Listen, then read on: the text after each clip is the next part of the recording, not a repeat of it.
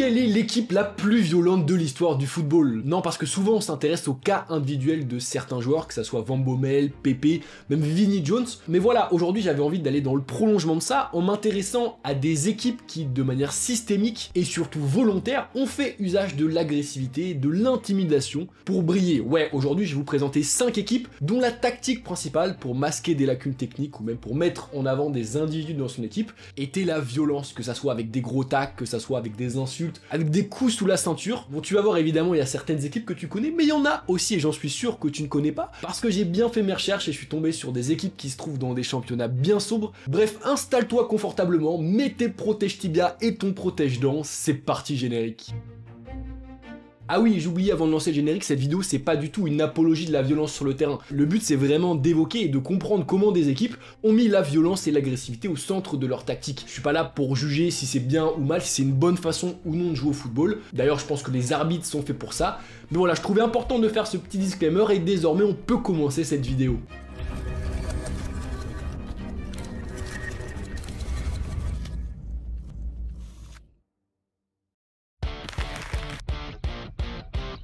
Et pour commencer, direction le nord-ouest de l'Europe, une équipe qui m'a vraiment marqué dans mon enfance par sa brutalité, par son anti-jeu, c'est la sélection des Pays-Bas. Car ouais, clairement, à la fin des années 2000, les Pays-Bas, c'était plus du tout le football total, c'était plus du tout Johan Cruyff. Non, désormais on parlait plutôt d'une équipe d'affreux jojo menée par des poètes comme Van Bommel, comme Nigel de Jong ou même comme Khalid Boulahrouz, surnommé le cannibale rien que ça, dans une horde orange qui va faire pendant plusieurs années le bonheur des hôpitaux en y envoyant régulièrement leurs adversaires et tout particulièrement lors des mondiaux 2006 puis 2010.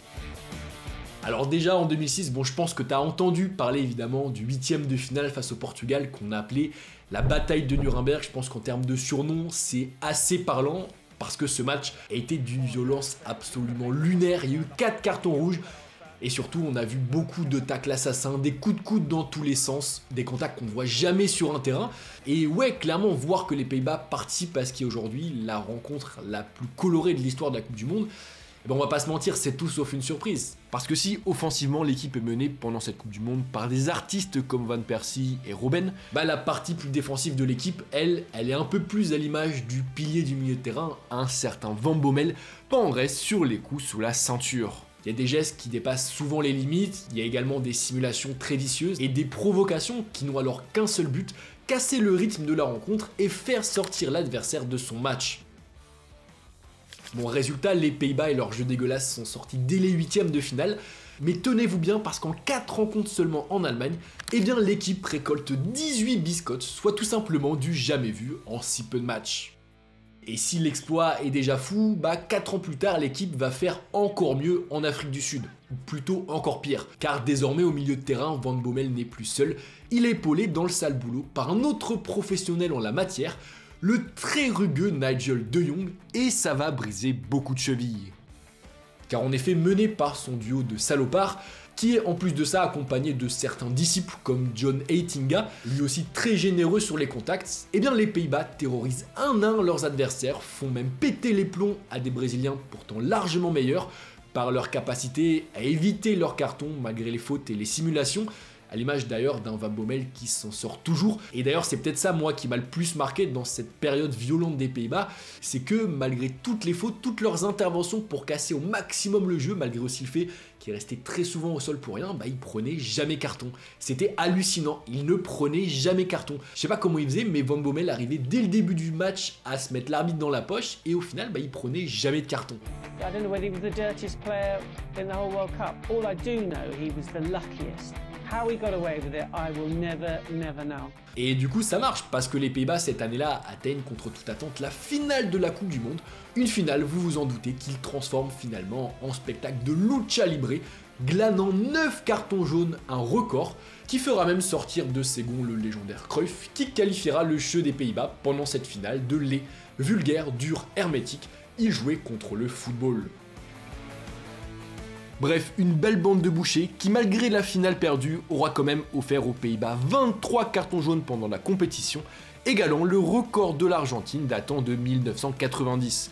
Et d'ailleurs plus récemment lors du mondial 2022, on a un peu vu chez les Néerlandais l'héritage de cette époque, notamment dans une rencontre face à des Argentins et aussi copains avec la bagarre, une rencontre qui a donné naissance à la petite sœur de la bataille de Nuremberg, la bataille de Loussail, avec 17 cartons jaunes et un carton rouge.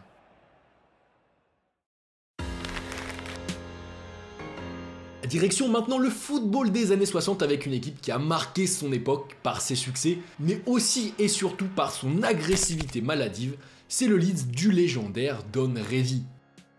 Et si je dis légendaire, c'est parce que cette équipe et l'histoire autour de cette équipe est vraiment légendaire. Sur le papier, le Dirty Leeds, c'est vraiment une histoire de fou. C'est un ancien joueur qui reprend les rênes de son équipe alors en D2, qui la révolutionne avec des méthodes ultra novatrices pour l'époque, comme par exemple la mise en place d'un suivi nutritionnel pour les joueurs, bien avant ce que fera plus tard Wenger à Arsenal. Il y a aussi l'analyse approfondie des adversaires et des arbitres.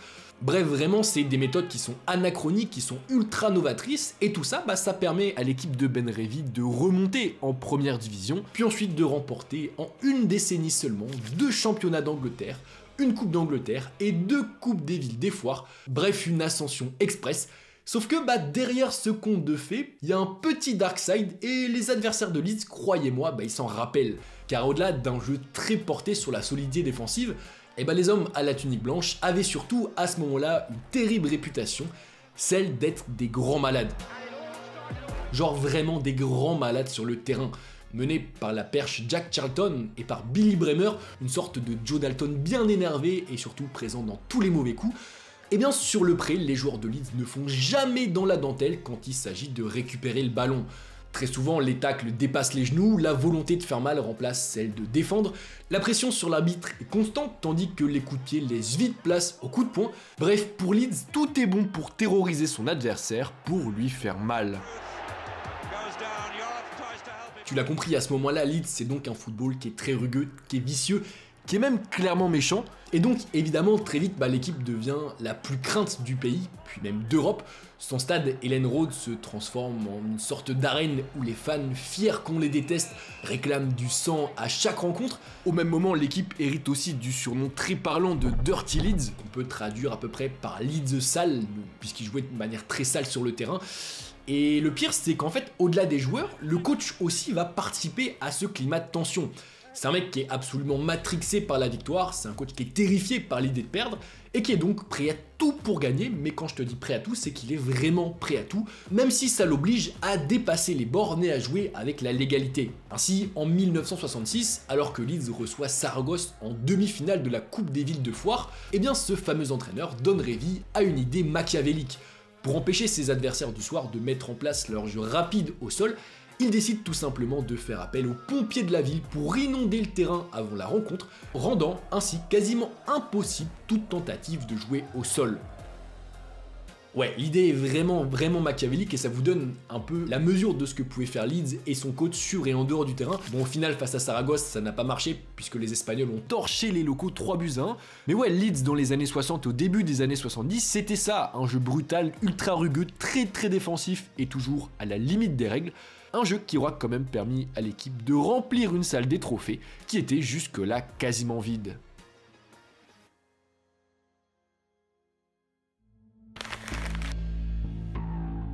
On enchaîne avec la seule équipe de la vidéo qui évolue dans le championnat de France, et qui d'autre que Bastia. Bon, c'est vrai, ces dernières années, on a souvent vu associer les clubs corses à des épisodes d'intimidation, de chambrage, de débordement, que ça soit sur et en dehors du terrain.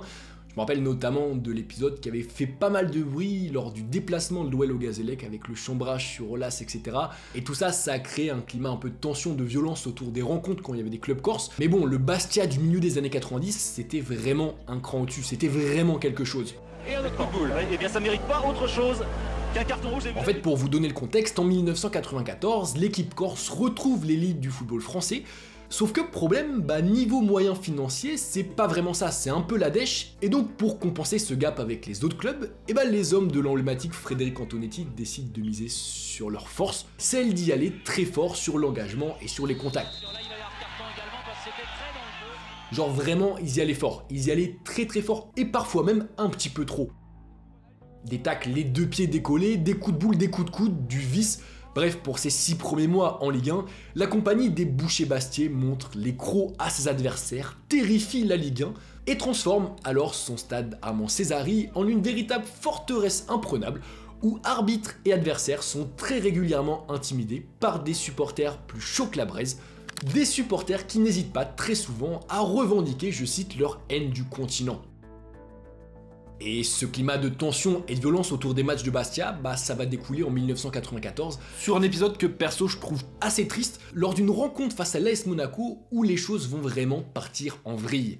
En fait, après un but refusé par Bastia, les esprits commencent à s'échauffer jusqu'à ce que le match soit carrément interrompu par un envahissement du terrain au cours duquel l'arbitre se fait courser par des supporters et par des joueurs. Et cerise sur le gâteau, comme si cela ne suffisait pas, celui qu'on considère alors comme la terreur du championnat, Eric Dimeco, se prend tout simplement un coup de boule par le Bastien Moracchini dans une rencontre qui, malgré la gravité des événements, reprendra finalement comme si de rien n'était avant que Monaco, a posteriori, remporte le match sur tapis vert. Mais bon, ce match et les événements qui ont découlé face à Monaco, ça vous donne un peu l'ambiance, ça vous dresse un peu le tableau de ce qu'était Bastia donc au milieu des années 90. C'était une belle bande de barjots avec des Moracchini, des Laurent Casanova, des Cyril Roll. Clairement sur le terrain, c'était des joueurs qui faisaient jamais le déplacement pour rien. Eux, quand ils y allaient, soit ils prenaient le ballon et le joueur, soit ils prenaient juste le joueur. Et au-delà de ça, c'était des joueurs qu'on pouvait vraiment pas intimider, même si, attention, dans cette équipe bastiaise, il y avait aussi des techniciens, des fins techniciens, à l'image notamment de l'excellent Stéphane Ziani. Bref, agressif, rugueux, violent, mais aussi et surtout ultra solidaire, l'équipe de Poète-Bastier est très rapidement crainte partout dans l'Hexagone, mais au final ça marche parce que contre toute attente, l'équipe parvient à arracher son maintien à l'issue de la saison, avant de poursuivre lors des crus suivants sa distribution de tacles au genou, de coups dans le dos et surtout sa moisson de cartons, réalisant même lors de l'exercice 98-99 un véritable exploit, celui de récolter 17 cartons rouges en seulement 34 matchs, un véritable record.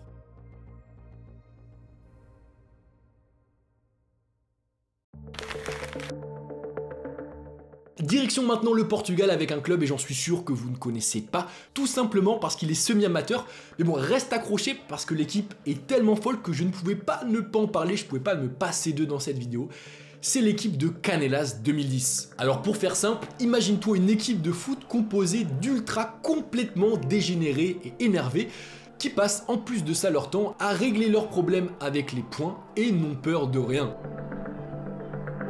Ouais, ça n'a aucun sens, mais en gros ce que je viens de te décrire, c'est à peu près l'équipe de Canelas au début de la saison 2016-2017. Le club évolue alors en Porto Divisão des Elite Série 1, ce qui correspond quand même à la 4e division portugaise, donc c'est plutôt un bon niveau. Et cette équipe donc, comme je te l'ai dit, elle est composée majoritairement d'ultras du FC Porto appartenant au Super Dragões, qui n'est, attention, pas n'importe quel groupe, puisque c'est le principal groupe ultra du club, un groupe qui à de nombreuses reprises a été impliqué dans des rixes et des débordements violents.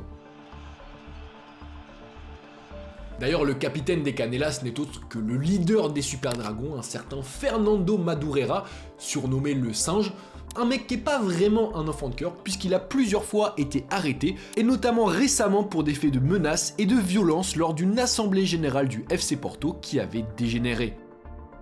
Bref, tu l'as compris, c'est donc un cocktail explosif, une quinzaine de mecs complètement tarés sur un terrain.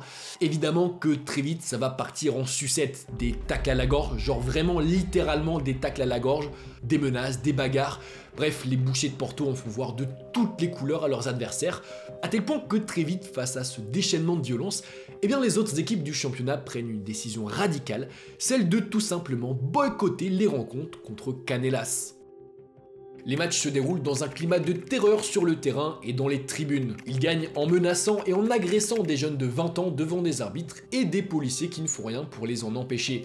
Et le pire, c'est que ce harcèlement et cette violence constante, ça s'arrête pas simplement aux joueurs. En mai 2017, alors que le club se bat pour la montée, l'attaquant de l'équipe, Marco Gonçalves, est logiquement exclu après avoir frappé au visage un défenseur adverse. Sauf que ce carton rouge, ça lui fait péter un câble, au point même de s'en prendre violemment à l'arbitre. Clairement là les images sont terribles, et ça lui vaudra 4 mois de suspension.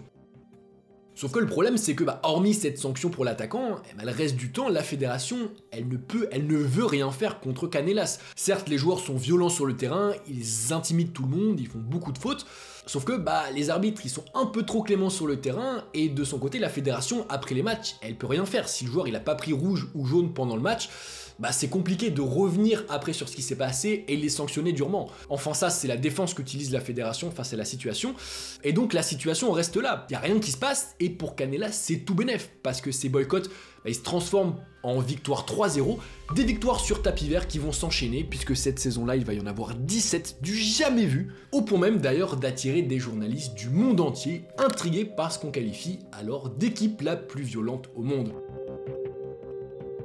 Mais comme j'ai dit, cette violence, ça va porter ses fruits en fait, parce que grâce à ses multi-forfaits, Canellas, au bout du suspense, obtient à l'issue de la saison une promotion inattendue au 3e échelon.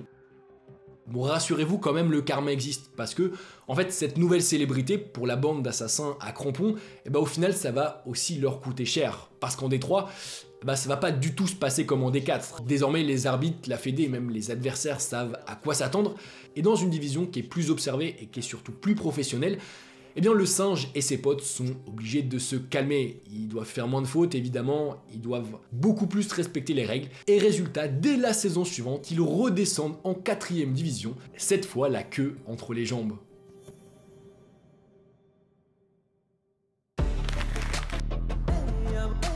Et enfin, on termine avec une équipe dont la réputation n'est plus à faire. Il y a énormément d'articles, de vidéos, de sujets autour de ce Crazy Gang. J'imagine que vous voyez de qui je parle.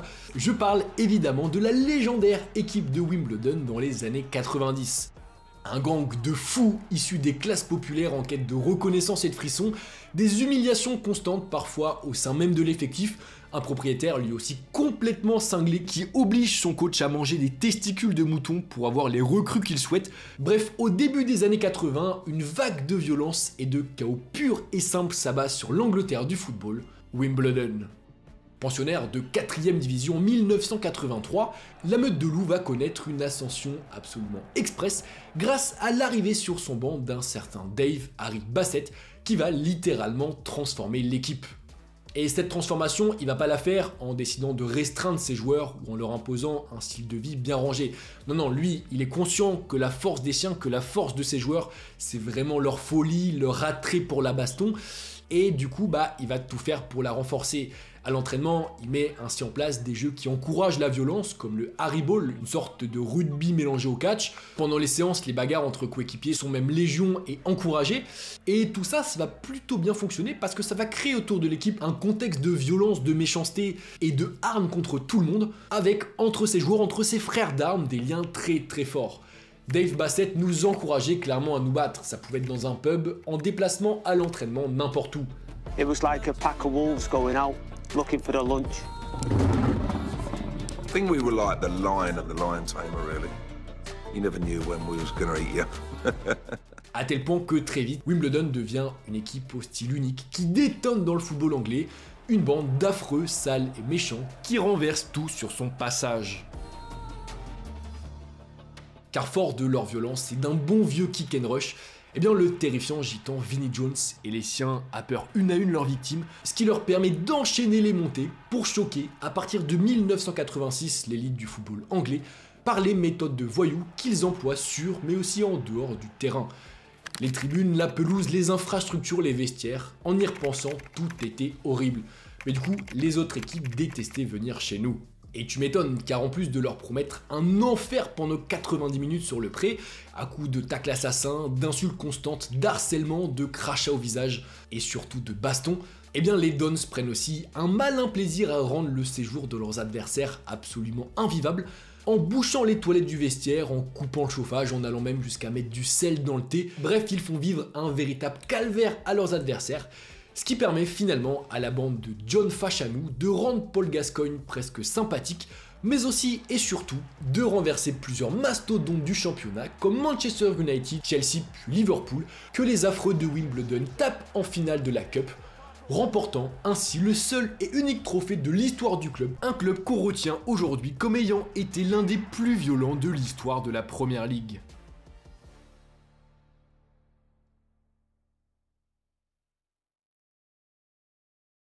Et donc voilà l'équipe, c'est déjà la fin de cette vidéo, j'espère que vous avez apprécié. C'est un sujet qui sort un peu de ma ligne éditoriale, mais je trouvais ça intéressant de mettre en lumière d'autres façons de jouer au football, même si c'est pas la façon de jouer que je préfère, en tout cas c'est pas celle que je revendique, mais il faut tout dans le football, et c'est aussi ce qui fait sa beauté. Est-ce qu'on peut tout faire, même jouer avec la légalité pour aller chercher la victoire? Bah ça c'est un sujet, un débat qui est super intéressant. En tout cas, n'hésitez pas à me dire en commentaire si vous avez apprécié, si pourquoi pas vous voulez un épisode 2, avec quelle équipe, quelle période on pourrait, je pense, faire un épisode 2 plutôt tranquillement.